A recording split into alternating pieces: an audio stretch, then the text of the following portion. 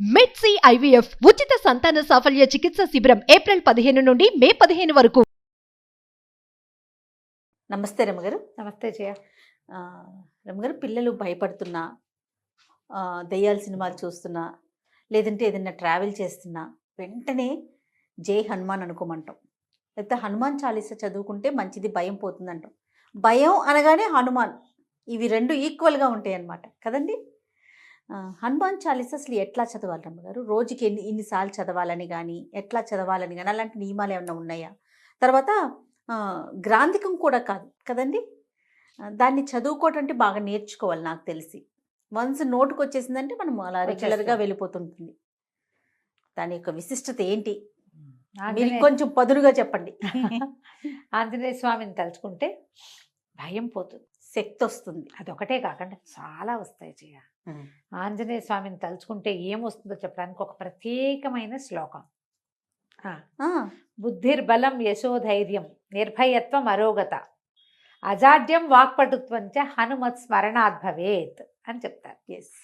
బుద్ధి బలం రెండును, యశోధైర్యం యశస్సు ధైర్యము, కీర్తి ధైర్యం, నిర్భయత్వం అరోగత భయం లేకపోవటము, జబ్బులు తగ్గిపోవటం, ఆరోగ్యత, అరోగత రోగం లేకపోవటం, అజాడ్యం వాక్పటుత్వంచ అజాడ్యం అంటే జడతో మందంగా బద్ధకంగా జడుగా ఉండటం. ఇందులో ఈ జడత్వంలో వ్యక్తులు బద్ధకంగా ఉండటమే కాదు, మందమతిగా ఉంటారు చూడు కొంతమంది పిల్లలు. కొంచెం కొద్దిపాటి ఆటిజం ఉంది, కొంచెం ఏదో అంటే మెంటల్లీ కంప్లీట్లీ ఛాలెంజ్డ్ కాదు, కొంచెం ఛాలెంజ్డ్ కిడ్స్, వాళ్ళకు కూడా వాక్పటుత్వంచ మాటలు సరిగా రావట్లేదు, తెలివిగా సమయస్ఫూర్తి లేదు, తెలివిగా మాట్లాడలేకపోతున్నారు. అలాంటప్పుడు కూడా హనుమత్ స్మరణాత్ భవేత్, వాక్పటుత్వం కూడా ఆంజనేయ స్వామి స్మరణతోటి వస్తుంది. ఇంకేముంది, అన్నీ వచ్చేస్తాయి ఈ శ్లోకం చదువుకోవటం. చెప్పారు కదా, బుద్ధిర్బలం యశోధైర్యం నిర్భయత్వం అరోగత అజాడ్యం వాక్పటుత్వంచ హనుమత్ స్మరణాత్ భవేత్. ఇందులో అర్థం కాని విషయం ఉందా? నీకు అర్థమైంది నేను చెప్పకుండా? అవునవును కదా, క్లియర్గా ఉంది. ఇప్పుడు ఆంజనేయ స్వామిని తలుచుకుంటే భయం పోతుంది, ఒకటే కాదు కదా, బుద్ధి బలము యశస్సు ధైర్యము కీర్తి సమస్తం వస్తాయి, జబ్బులు తగ్గిపోతాయి, వాక్పటుత్వం వస్తుంది. రామాయణంలో ఆంజనేయ స్వామి మనకి ఎంటర్ అయింది ఎప్పటి నుంచి? కిష్కింధకాండలో కనపడతారు.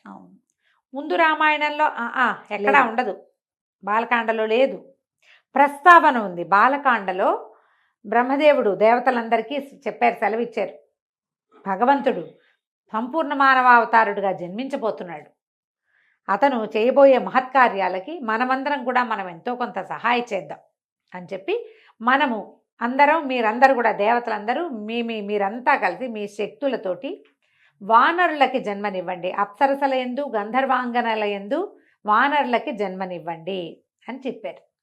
కాదు రమ్మగారు, వాళ్ళు అసలు పిల్లల్ని కనలేరు, దేవతలకి పిల్లలు పుట్టరు కదా, అంటే భార్యల వల్ల సంతానం లేదు వాళ్ళకి.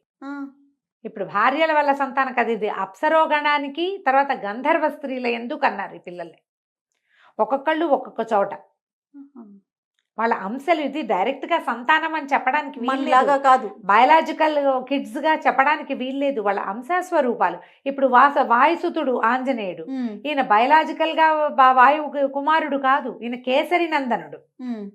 కేసరి భార్య అయిన అంజనాదేవికి వాయుదేవుని వరప్రసాదం వల్ల పుట్టినవాడు, అంతేగాని బయలాజికల్గా వాయుదేవుడికి అంజనాదేవికి పుట్టినవాడని చెప్పబడదు, అలా జరగల. ఈ దేవతలందరూ మీరు సంతానాన్ని కలగండి కనండి అని చెప్పినప్పుడు ఆంజనేయ స్వామి మాట వచ్చింది బాలకాండలో. ఒక్క వర్డ్, ఒకటే వర్డ్, వాయువు అంజనాదేవి యందు ఆంజనేయునికి జన్మనిస్తాడు అని చెప్తారు, ఒక్కటే ఆంజనేయుడుగా, అంతే. అక్కడి నుంచి అయోధ్యకాండ ఉంది, అరణ్యకాండ ఉంది, ఎక్కడా లేరు.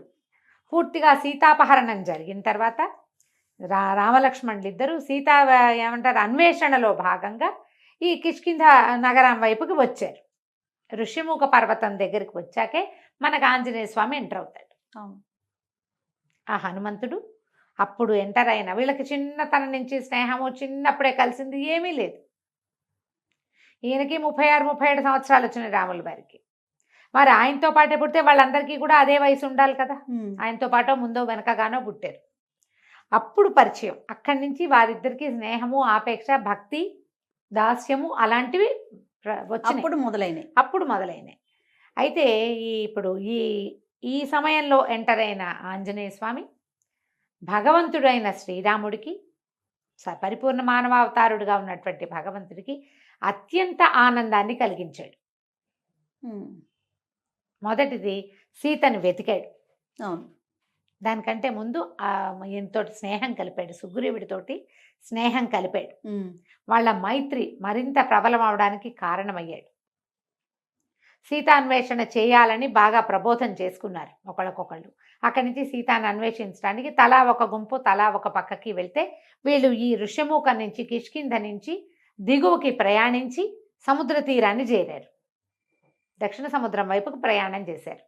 అక్కడ చాలా రకాలుగా తెలుసుకుని ఆయనకి అపరిమితమైన బల సంపన్నుడైనప్పటికీ శక్తి తెలియకుండా తెలివిగలవాడుగానే ఉన్నాడు, కానీ బలశాలిగా అప్పటిదాకా ప్రదర్శన లేదు ఆంజనేయ స్వామి పట్ల.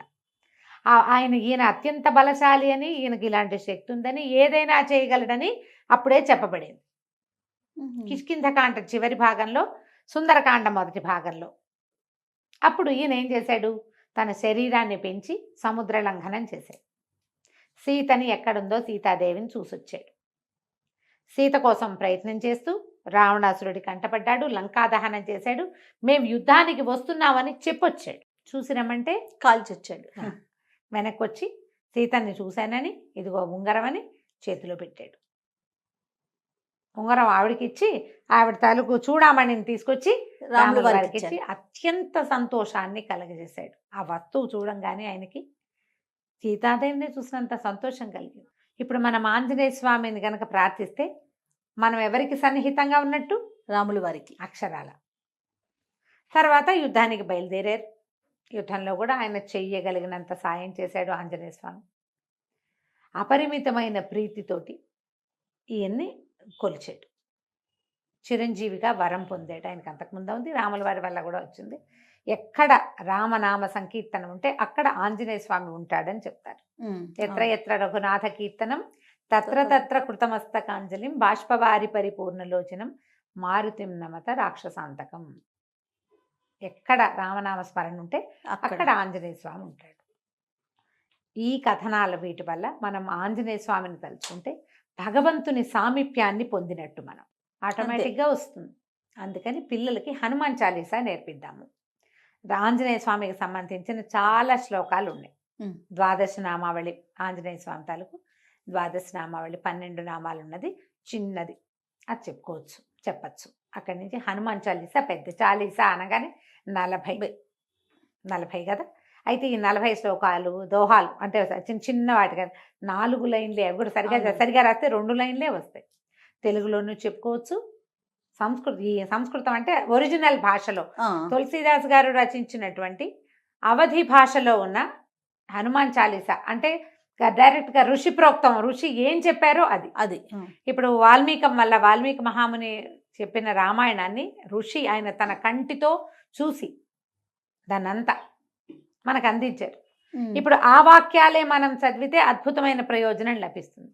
అలాగే తర్వాత మన యుగంలో తులసీదాస్ గారు కూడా వాల్మీకి మహామునికి దగ్గర నుంచోగలిగిన స్థాయి కలిగిన ఋషితుల్యులు. ఆయన చెప్పినటువంటి హనుమాన్ చాలీసాని మనం అదే భాషలో చేస్తే చాలా మంచిది. ఆ భాష చెప్పలేకపోతాం, తప్పులు వస్తాయని చూస్తే తెలుగు భాషలో మనకి అవకాశం ఉంది, అది కూడా చెప్పుకోవచ్చు. హనుమాన్ చాలీసా సింపుల్గా వస్తుంది పిల్లలకి. ఏదైనా ట్యూన్లో నేర్పించుకోవటమే. 2 పద్యాలు చొప్పున దోహాలు చొప్పున చెప్పినా కూడా వచ్చేస్తాయి. అవును, రోజు చెప్తుంటే చక్కగా వస్తుంది. సాయంకాలం పూట పిల్లలకి చెప్పండి. పిల్లల్ని ఇదేంటంటే ఇదేదో చదివితే అదేదో వస్తుందని కాదు, ఇది చదివితే నీకు బాగుంటుంది, నీకు ధైర్యం వస్తుంది, నీకు బుద్ధి వస్తుంది, నీకు జ్ఞానం వస్తుంది, నీకు అనారోగ్యం తగ్గుతుంది, నువ్వు ధైర్యంగా ఉంటావు, నీకు ఎవరో ఒకళ్ళ సహాయం లభిస్తుంది. అసలు సహాయమే అవసరం లేని అసహాయ సూర్యుడిగా నువ్వు ఉండొచ్చు. ఆంజనేయ స్వామికి ఎవరు సహాయం చేశారు? లక్ష్మణ స్వామిని బతికించడానికి ఈయన ఏం చేశాడు? సంజీవ పర్వతానికి పరిగెత్తుకుంటూ వెళ్ళాడు. అవును, ఆయన ఒక్కడే తెచ్చాడు. ఎవరు సహాయం చేశారు? ఎవరు చేయలేదుగా. అసహాయసురుడిగా అవుతారు అని చెప్పి నేర్పించి దాన్ని మెల్లిగా రోజువారీడికి చదవటంలో పెట్టండి. దీనికి ప్రారంభం ఏంటంటే తల్లిదండ్రికి వచ్చి ఉండాలమ్మా. అది పిల్లాడికి ఇప్పుడు నాబోటి పెద్దమ్మతోటి నేర్పించడం గొప్ప కాదు. నువ్వు కూడా నేర్చుకో, నువ్వు కూడా చదువు. శనివారమో మంగళవారమో చదవటం, గుళ్ళోకి తీసుకెళ్తే గుళ్ళో నాన్న హనుమాన్ చాలీసా చెప్పుకో అని చాలీసా చెప్పిచ్చేసేయాలి పిల్లలతోటి. ఇది మనం 3వ ఏటి నుంచి మొదలు పెట్టచ్చు. మా పిల్లలకి నేను అట్లా చెప్పాను చేయాలి. తొందరగా మాటలు వచ్చినాయి, ఈజీగా. మాకు ఎంఎస్ సుబ్బలక్ష్మిని ఫాలో అయ్యే అలవాటు ఉంది. ఎంఎస్ సుబ్బలక్ష్మి గారిది చాలా బాగుంటుంది.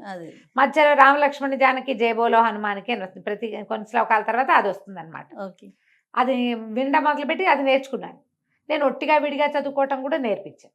ఎవరి పిల్లలు కాసేపు కూర్చున్నా వాడికి ఒకటి చెప్తాను నేను. అందులో ఏదో ఒకటి చెప్పచ్చు కదా. ట్యూన్ కూడా అట్రాక్టివ్గా ఉంటుంది. రాగాల్లో ఆ రాగాల్లో నేర్చుకుంటే పిల్లలు సరదాగా నేర్చేసుకుంటారు. ఆలోచించండి. తప్పకుండా ఇప్పుడు కళ్ళు మూసుకుంటే నాకు సుబ్బలక్ష్మి గారి గొంతు అట్లా వినపడుతుంది. ప్రతిదీ అది ఎట్లా ఉంటుందంటే మన లోపల ఒక జ్యోతిని వెలిగిస్తున్నట్టు ఉంటుంది. అవునండి.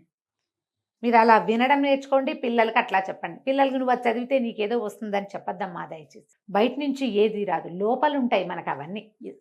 ధైర్యము, బుద్ధి, జ్ఞానం వాకిట్ల నుంచి తెచ్చుకునేవి కాదు, లోపల పుట్టేవి అవి. ఆ లోపల ఉంటాయి, మనకు తెలీదు. ఇప్పుడు మన లోపల ఏమేమి ఉన్నాయో మనకు తెలియదు కదా.